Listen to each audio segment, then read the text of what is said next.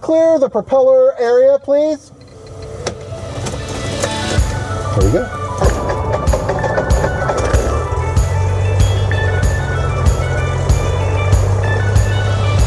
General pressure. 1520 Zulu. Wind calm. Visibility 10. Sky condition clear. Temperature 23 Celsius. Dew point 15 Celsius. Altimeter 3014. And Elkins traffic, Sky 3852, Lima taking runway 23, gonna make a left downwind departure northbound Elkins traffic. Ready to go? Ready to do it. All right.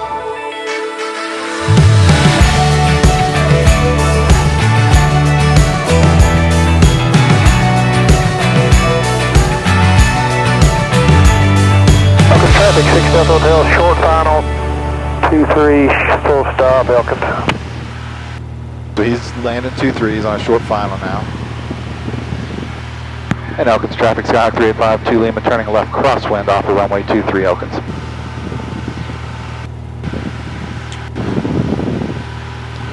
Just keep this climb coming. Field already smoothing out. Oh yeah.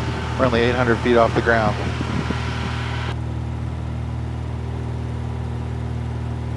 And actually imagine that we get a little protection from the valley that we're in right now. Yeah, that's very possible. And as soon as we hit above the elevation of the peaks, we'll start to get a little bit more turbulence again. I think that's a good prediction.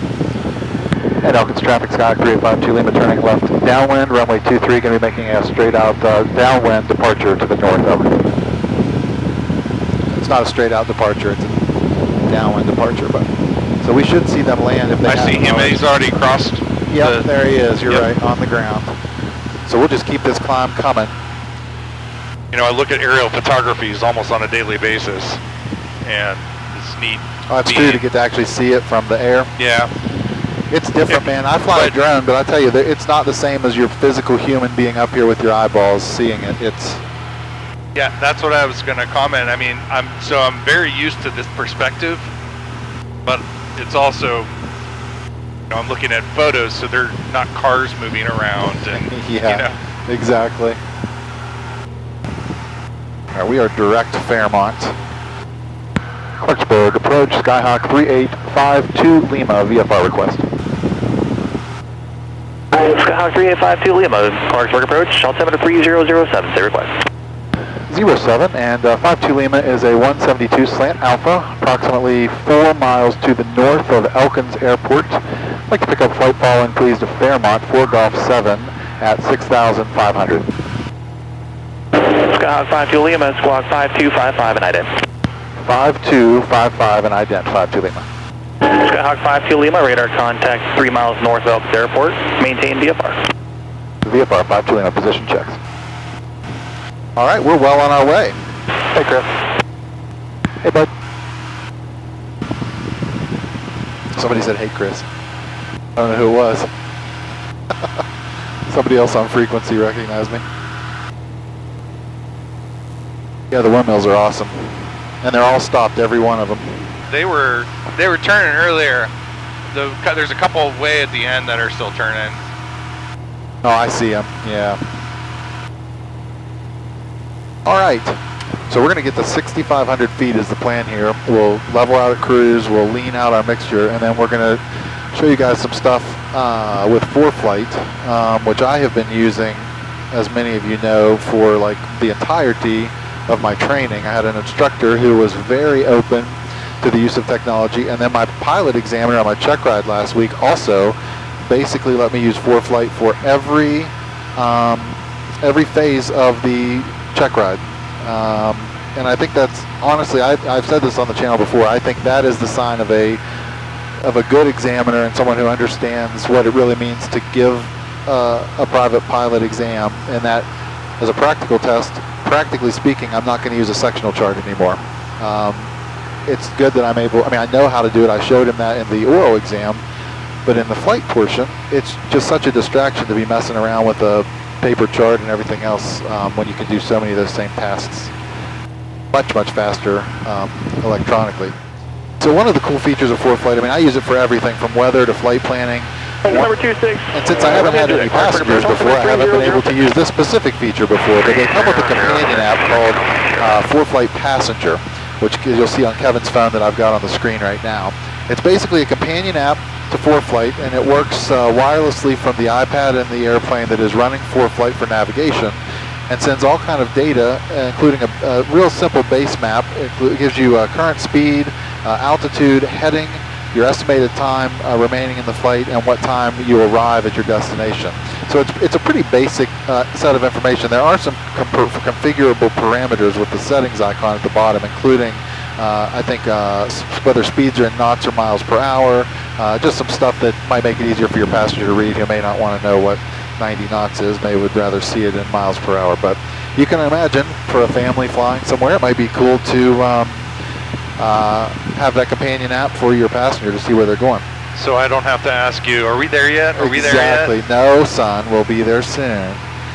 While we're talking about ForeFlight, this isn't passenger related, but I just made a change on my ForeFlight layout before this flight. At the bottom of the screen, you can see I have these configurable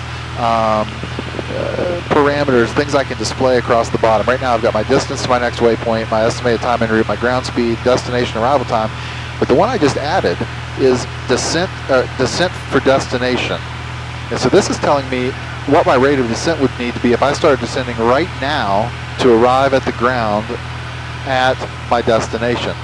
So that is super helpful for descent planning for your flights. I'm not going to descend yet because we're also going to go 1,000 feet above that destination, above that predicted altitude, and we have to fly a pattern. So we'll have a little bit more time. When that gets to like 1,000 feet per minute required descent rate, I'll start our 500 foot per minute descent to Fairmont, and that should give us enough time to get down to pattern altitude. Now this is claiming there's an airplane crossing in front of us 52,000 feet above us. Is it possible that there's an aircraft 58,000 feet in the air? 58,000? Yeah, that doesn't sound commercial. Clear for departure 764 Bravo Kilo. Cessna 4 Bravo Kilo, clear for approach. Approach 4 Bravo Kilo. 59,500, 6 knots, that's a balloon. That's an HBAL, that is a balloon. Just wanted to see if you guys would have any traffic conflict. 4 Bravo Kilo, I will have an inbound to Fairmont momentarily. It's a Cessna 172 about 12 miles southeast of the field. This is Clarksburg. Roger that. We'll stay at 4,005 and we'll yeah. Fairmont frequency on comp 2 and we'll be in communication with them if that's alright with you guys full time. Cessna 4 Bravo Kilo, Roger. I'll keep you in the loop. Roger that, thanks. Number 52 Lima advised Fairmont, side 12 plus 10 miles. If my plane is looking. I've never actually come at Fairmont from this direction. It's going to be hard to spot. It's out there. I see it because I see the buildings. I see the NASA Center. And 52 Lima has the field site. 52 Lima, Roger. Change to advisory frequency approved. Radar service terminated. Squawk VFR. Have a good one. All right, Squawk and VFR and over to advisory 385 Lima. Thanks for your help. All right, let's go ahead and get like a good 500 feet per minute descent going here. That's going to be important for us to even have a chance of getting there. The field was sneaking up on me. Let me make a call to Fairmont traffic, Skyhawk 3852 Lima, 10 miles south, descending out of 6,500. Going to enter a left downwind, runway 23, Fairmont traffic. Andrew Lima Sierra, it's clear to active at Fairmont. Okay, so descent checklist will enrich it as we go. You can't see the field yet. I know where it is. I can see the hangars. So if you look, see the NASA satellites to the left. I do. Okay, look to the right. There's one little white dot up on the hillside. Look to the right of it more. There's some hangars, like white roofs and some other buildings. If the runway's kind of running this way, if there's a row of power lines in the grass in front of us, kind of leading slightly to the left of it. Gears might pop a little bit on this descent. RP's in. We got to keep slowly enriching the mixture. You actually have the power lines that give you a guide somewhat to it. Yeah, and they'll be slightly left of the field. So now it's saying we're going to have to go 830 feet per minute to get there. So we're not going to actually do that, although we might. Let's go ahead and pull a little bit more power out. And as I said, I have it trimmed for this speed So it's just going to stay at 100 miles an hour, and what's going to change when I pull this power out is a steeper descent rate. It's wild how that works aerodynamically. But like the more, it's still at 100, but the more I pull this power out, what's going to happen here is the descent is just going to increase. Fairmont traffic, Sky 3852 Lima, 6 miles now to the south, descending out of 4,400 in our left downwind for runway 23, Fairmont traffic. They're going away from Fairmont now, so they're no factor. We're going to get to 2,000 feet is pattern altitude for Fairmont.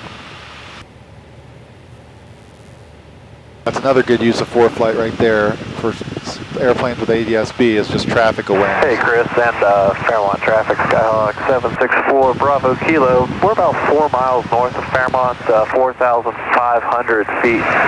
We're just making a couple circles up here, and we should stay well clear of your guys' way. Very good, sir. Thank you.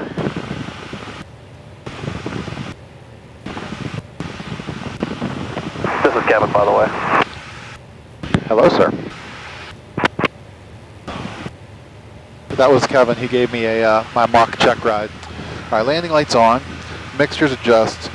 Fuel selectors on both. We'll get our flaps and our speeds and trims and stuff. Seats and seat belts are secured. Fairmont traffic, Skyhawk 3852 Lima, entering left downwind, runway 23, Fairmont. Center 1. To the field, there's the blue hangars. Yep. Yeah, the marker for me is the bridge. Oh, yeah. I mean, you can locate off of that, especially if you have ISR and. Yep. You know, but those are Yeah, the NASA clear landmarks. So NASA's that whole tech center is a huge landmark to spot the field. I want to get a little closer still. That's a pretty wide downwind. All right, mixture's rich.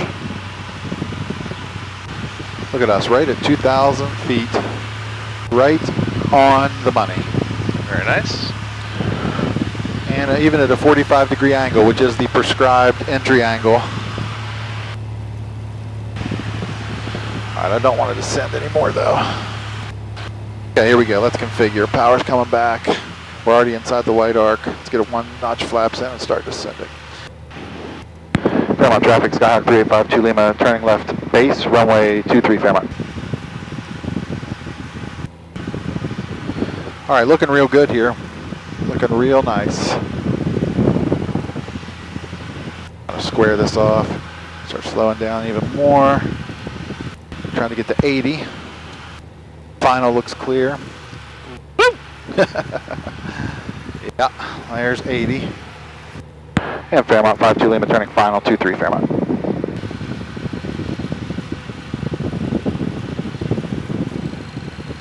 Come on, Bessie, get around here. She's getting there.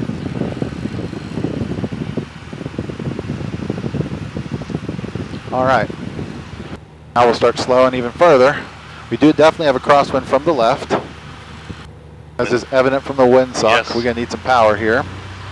We're low a little bit.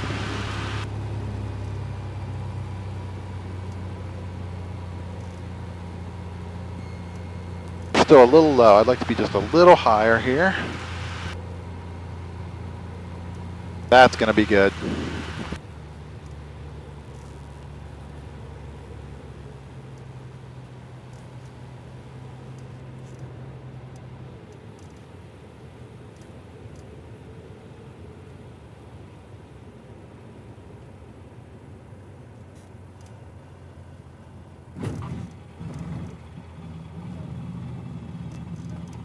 A little flat.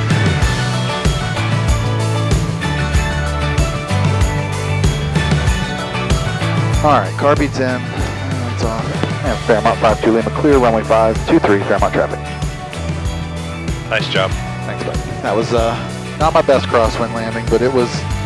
I wasn't properly. I should have had more left aileron. It was one of them. Yeah, it was one of them, right? Exactly. There's one where the plane will fly again, so and nobody got hurt. Those are the two criteria for successful landings.